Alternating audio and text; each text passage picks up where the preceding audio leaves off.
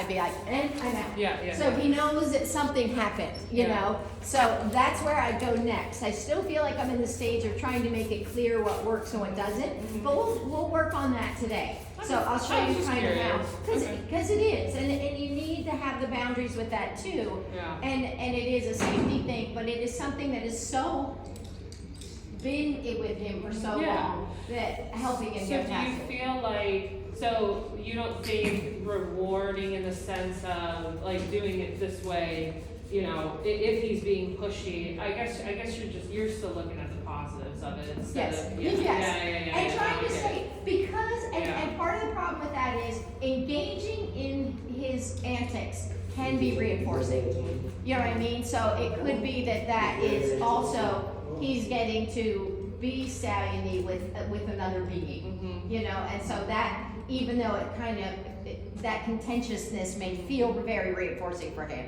So I would try not to engage in that. I would try to just say that's it. If he's leading in something and you got to get from A to Z, safety is first. You know what I mean? So you're trying to get from one point to another, and if you start piling it up, I just say you got to be safe first.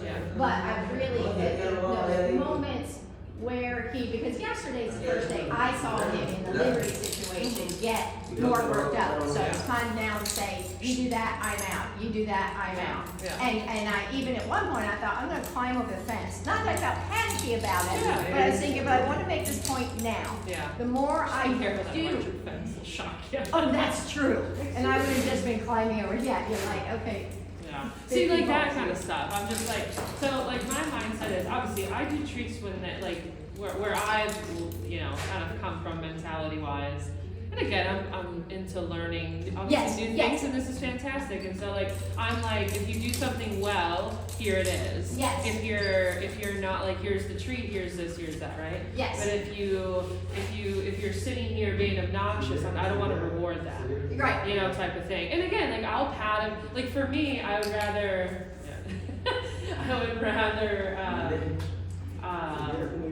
you know, if like a pad or this or that, you know, just like that instant, or like the release of pressure, like that's my like school And that's classic negative reinforcement. Right. So it's pressure and then the release is what he's working for. Yeah. So in this situation, like as he started kind of get wound up, I stepped away. He kept going, he stopped for a minute and watched me. And then he went again, and then I stepped back even further.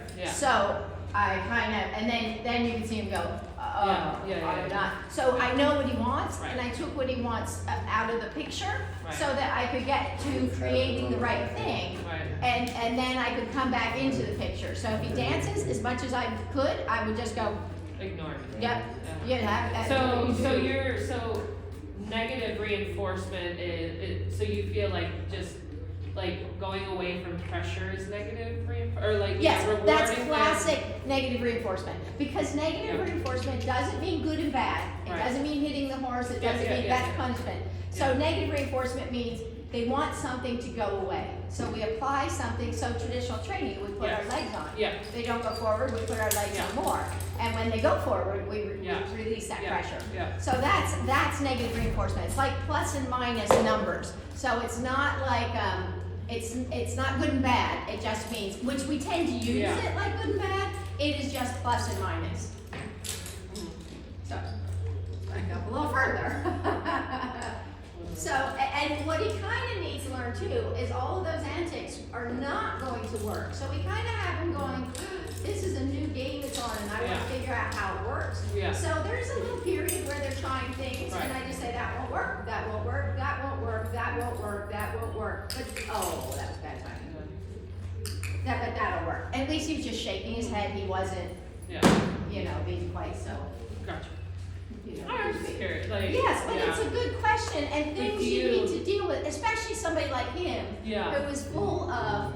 Yeah, because my thing is like, because it's so instilled in him, it's like, do you mix the both of saying, okay, let's go back to like saying, hey, here's your space, like this is where we're at. Get your mind to zero, like try to get him, and then start applying this, or is it like And the big risk is that with a lot of horses, mixing the two, you could be sending a mixed message, which can be conflicting and which can be, Mhm. so I don't want to chain that in, but Yeah. I was close enough and he was keeping himself together enough that I kind of, because then I said, I just don't want to be Yeah, further yeah. away all the time. Right. I want to be able to stand next to him and have him be quiet. But, so the risk is, one of the risks is you can create, it's even been, that you can create, a kind of a worry about more things than just that. You can sensitize them to things around them, as opposed to desensitizing. And so while you might get better behavior, you might literal behavior, you may be on the inside creating more worry and more, the same mental place inside. So, and this is a little process he's going to have to figure out, that this isn't going to work, but the other will work. So he doesn't know what the rules are right yet. Right, yeah. So but he's thinking, but I want to play the game. So being in this situation, I want to do what I can to help him find the game. But I eventually want to be, I have a tendency to have carrots with me all the time, or nearby. So if I'm grooming a horse, they are nearby. And if, your young horse is busy going, what are you doing? What are we doing? I'm gonna do a session. I ignore it all. I just keep grooming, and I just ignore it all, and I go with them, and I get my stuff done. But when they finally go, I'm just quiet, then I feed them. Because as soon as they start putting together, the way they get fed is to stop all that nonsense. But he's a very active guy, and the one thing about him, he is also a very confident guy. He is not exactly worried about anything you're bringing to the equation. And that again is the risk where he may think, the corrections are actually more fun and more stallion gamey than actually punitive. It was interesting to see though yesterday, and the carrots were really a huge thing. And it's interesting, it makes me wonder what went on before he got to you guys. Right. What was it that? Because this is interesting. Like he's one that will, and like you said, I think he's figuring it out, trying to figure out how to get the treat right, Yes. or the food. But usually, again, like he stands here, he doesn't paw, he just is chill. You know what I mean? Like Yes. this whole tossing the head, he's Yes. usually just like he knows the routine. Yes. So And that's why I think it's best. Now I'm standing here with a bucket, with all the pieces, Yeah. and that's why just having some carrots in the, Of course. or for him maybe dirt. Yeah. But something, Sure. some odd stuff. And when he's just good at being his regular self, reinforce it, and then go on. But right now he is really trying to get my attention. He's trying to make something happen, and so I keep needing to say,